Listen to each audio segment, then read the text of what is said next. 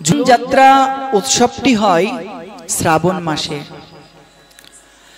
শ্রীধাম বৃন্দাবনা এবং অন্যত্র 13 দিন এই উৎসব পালিত হলেও আমাদের গৌড়ীয় বৈষ্ণবগণ শ্রাবণ মাসের পবিত্রারোপণী শ্রী একাদশী তিথি থেকে শ্রাবণী পূর্ণিমা পর্যন্ত এই 5 দিন ঝুলন মহোৎসব উদযাপন করে থাকেন। ঝুলন উৎসবটি হয় শ্রাবণ মাসে। এই সময় স্বভাবতই আমাদের মন এই প্রকৃতিগতভাবে বড় উদাস থাকে তার প্রিয়তমার জন্য, যার কারণে এই সময় কি করা হয়, 12 মাসের মধ্যে 11 মাস বিবাহিতা কন্যা সে শ্বশুর বাড়িতে থাকতেন। 1 মাসের জন্য সে বাপের বাড়িতে আসবার সুযোগ পেতেন। সেই মাসটার নামই হলো শ্রাবণ মাস। যথারীতি বৃষভানু নন্দিনী রাধারানী তিনিও প্রতীক্ষায় আছেন কখন তার ভাই শ্রীদাম আসবেন, তাকে যাবটে জটিলা কুটিলার গৃহ থেকে তাকে নিজের গৃহে পিত্রালয়ে নিয়ে যাবেন।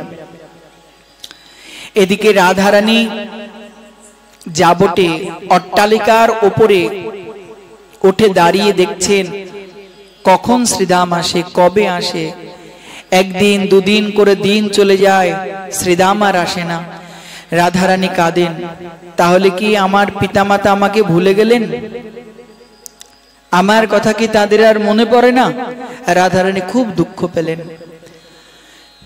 একদিন রাধারানী হঠাৎ উপরে দাঁড়িয়ে দাঁড়িয়ে যখন পথের দিকে চেয়ে আছেন, হঠাৎ দেখছেন দূর থেকে অনেক গোমাতাকে দেখা যাচ্ছে। দূর থেকে ধুলি উড়াতে উড়াতে ঠিক যাবটে এই দিকেই এগিয়ে আসছে। আর দূর থেকে ভাইকে চিনতে পারলেন, শ্রীদাম আসছে। মহা আনন্দ করে রাধারানী নিচে এলেন। এদিকে শ্রীদামকে রাজা বৃষভানু তার কন্যা রাধাকে তার গৃহে নিয়ে যাওয়ার জন্য 10,000 গাভী পাঠিয়েছেন উপঢৌকন স্বরূপ। অনেক সোনা গহনা, উত্তম উত্তম শাড়ি পাঠিয়েছেন। শুধু তাই নয়, রাধাকে যাতে আটকে রাখতে না পারে কোনো আছিলাতে, যার কারণে অনেক দাস দাসী পাঠিয়ে দিয়েছে ঘরের কাজ করবার জন্য। যেই না জটিলা কুটিলার ঘরে এসেছেন সুবল শ্রীদাম আসার সঙ্গে সঙ্গে প্রণাম জানিয়ে যখন বলছেন যে আমি বোনকে নিতে এলাম। জটিলা আর কুটিলা মানে কি? জটিলা মানে জটিলতা আর কুটিলা মানে কুটিলতা। কৃষ্ণ সেবার এই 2 চরম এবং পরম বাধা, 1 তো জটিলতা, 2 তো কুটিলতা। এই জটিলা কুটিলা শুধু লীলাতেই বিদ্যমান তাই নয়, আমাদের অন্তরেও বিদ্যমান আছে। আমাদের হৃদয় থেকেও যদি জটিলতা আর কুটিলতা না যায়, তবে কৃষ্ণ মিলন হবে না, কৃষ্ণ সন্দর্শন মিলবে না। তাই জটিলা কুটিলা প্রথমেই বাধা দিলেন, না না না না, বৌমা যদি চলে যায় ঘরের কাজ কে করবে? তখন শ্রীদাম সমস্ত উপঢৌকন হাতে ধরিয়ে দিলেন, দাস দাসিয়াদের দিয়ে দিলেন। যেই না দেখেছেন মহা আনন্দ, তখন রাধারানীকে পালকিতে বসিয়ে শ্রীদাম আর যাবট থেকে নিয়ে চললেন। আজ রাধারানীকে শ্রীদাম নিয়ে চলেছেন মহা আনন্দ করতে করতে। আচার্যবর্গ বলছেন, আমাদের স্বরগোস্বামীগণ যারা মঞ্জুরিগণ, তারা রাধারানীর চতুর্দিকে আবৃত হয়ে রাধা গুণগান গাইতে গাইতেও তারা চলেছেন। দেখুন ভক্তগণ, আমাদের গুরুবর্গ যারা আছেন না, স্বরগোস্বামীগণ, রূপ সনাতন আদি, তারা সাধারণ কোনো মানুষ নন, তারা নিত্য পার্ষদ। 1 তো সাধন সিদ্ধা, 2 তো নিত্য সিদ্ধা। আমাদের গুরুবর্গ হলেন নিত্য সিদ্ধা, তারা সাধন সিদ্ধা নন। সাধনা করে ভগবানকে তারা পাননি। নিত্যকাল তারা ভগবান রাধা গোবিন্দের পরিকর, নিত্যকাল তার সেবাতে নিযুক্ত আছেন। আমাদের মতো এই জগৎবাসীকে অনুগ্রহ কৃপা করবেন বলে এসেছেন তারা। তাই গুরুবর্গকে সাধারণ কোনো জ্ঞান করবেন না যে গুরুদেব তো আমার মতোই দেখতে, আমার মতোই চলাফেরা, খাই ঘুমাই, মহা অপরাধ।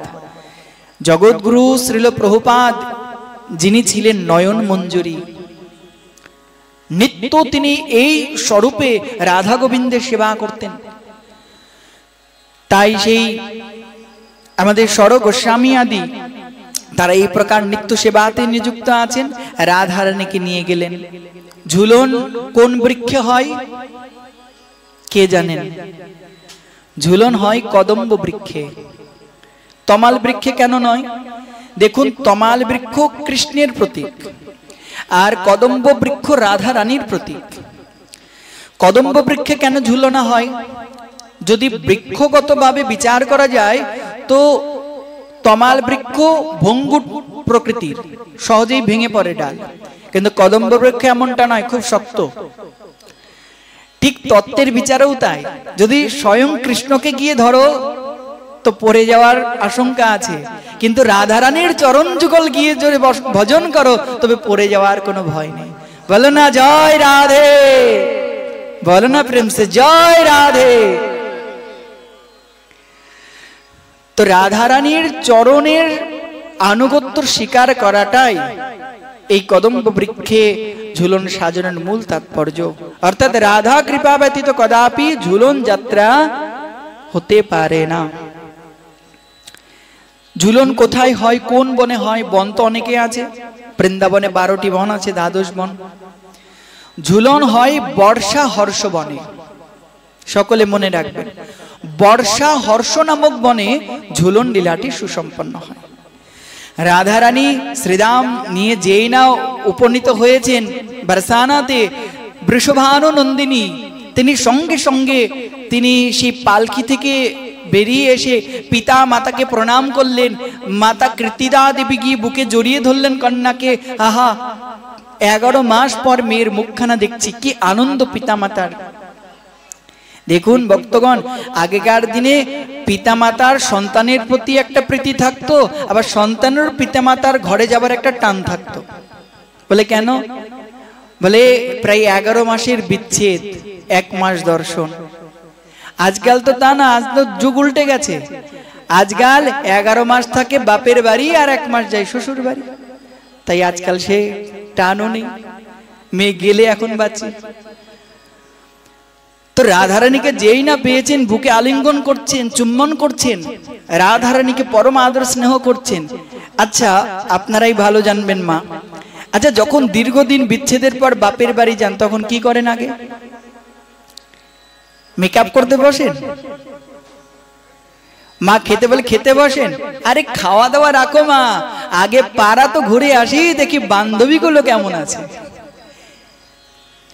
শাস্ত্র বর্ণন করছেন কত সুন্দরভাবে হিন্দোল্লীলা বিশ্বনাথ চক্রবর্তীপাদ। রাধারানী গিয়ে তার যে বসনা আদি সমস্ত কিছু রেখে সাত সাত প্রণাম আদি সুসম্পন্ন করে সাত সাত ছুটে চলে গেছেন। বলে কেন?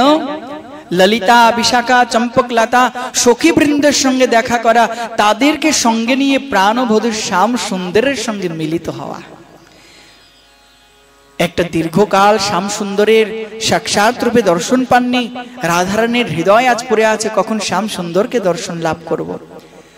সখী বর্গকে নিয়ে ছুটে চলেছেন।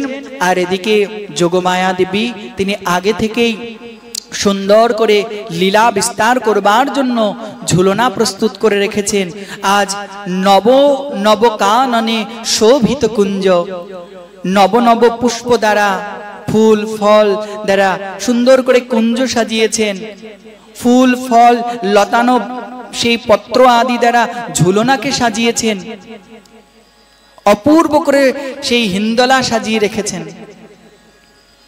আর সেই হিন্দোলাকে সাজিয়ে রেখে আজ যেই না রাধারানী এলেন, শ্রী গোবিন্দ সুন্দর এলেন, আনন্দ ধরে না। শ্যাম সুন্দরের বা অঙ্গে রাধারানীকে উপবিষ্ট করালেন। এবং রাধা শ্যামসুন্দরকে উভয়ে দোলনায় বসিয়ে দোদুল্যমান করে দোল দিতে লাগলেন। এই প্রকার চতুর্দিকে কোনো ভক্তগণ সখীবৃন্দ কেউ কীর্তন করতে লাগলেন, কেউ চামর বিজন করতে লাগলেন, কেউ মৃদুমন্দ হাওয়া দিতে লাগলেন।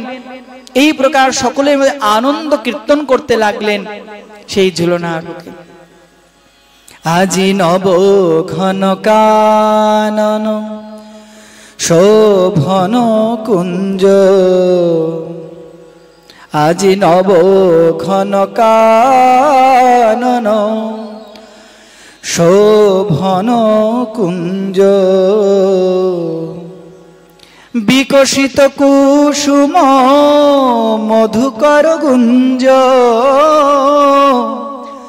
বিকশিত কুসুম মধুকর গুঞ্জ, আজি নব ঘন কানন শোভন কুঞ্জ,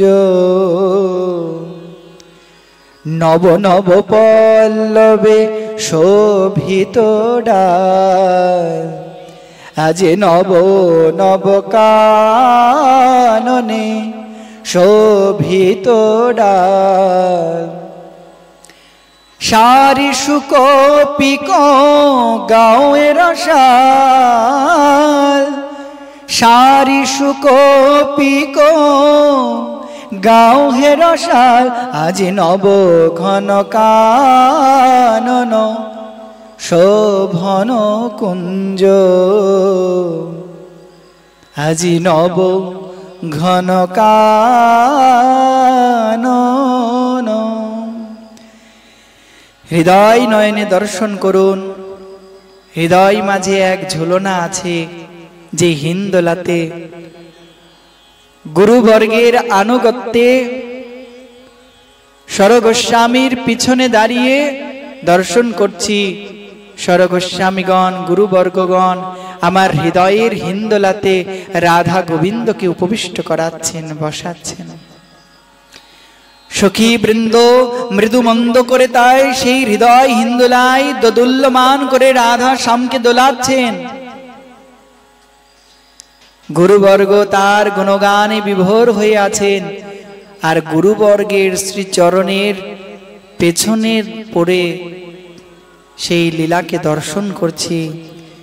যে হৃদয় মাঝে এই প্রকার লীলাকে স্মরণ করতে পারেন, দর্শন করতে পারেন, তার ঝুলন লীলা কথামৃত শ্রবণ সার্থক, তার লীলা স্মরণ সার্থক। এই প্রকার হৃদয় হিন্দোলাতে হে দীনদয়াল, হে ভক্তবৎসল ভগবান, তুমি আমার হৃদয় মন্দিরের হিন্দোলাতে দোদুল্যমান হও, এটাই আমার প্রার্থনা।